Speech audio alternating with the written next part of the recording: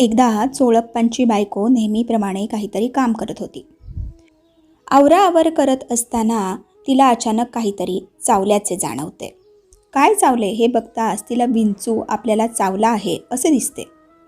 अचानक झालेला विंचवाचा दंश बघताच ती खूप घाबरून जाते आणि विंचू चावला म्हणून मोठमोठ्याने रडायला लागते. त्यावेळेला तिथे स्वामी महाराजांची स्वारी स्वस्वरूपानंदात रमलेली होती. चोळप्पांच्या बायकोचे ओरडणे ऐकताच स्वामींनी तिच्याकडे बघितले आणि बोलले, काय झालं ग? तेव्हा चोळप्पांची बायको बोलली, स्वामी, विषारी विंचू चावला. असे बोलणे ऐकताच स्वामी मोठमोठ्याने हसायला लागले आणि तिच्याकडे आपल्या पायातील जोडा फेकला आणि बोलले, हा घे आमचा जोडा, ह्यात हात घाल म्हणजे बरे वाटेल. चोळप्पांच्या बायकोने स्वामींचा जोडा हातात घालताच विंचवाच्या दंशाने होणाऱ्या तीव्र वेदना एकदम शांत झाल्या. हाताला थंडगार वाटू लागले. हात बरा झाला असे समजून तिने जोड्यातून हात बाहेर काढला. तोच पुन्हा हाताच्या वेदना सुरू झाल्या. काय समर्थांची लीला!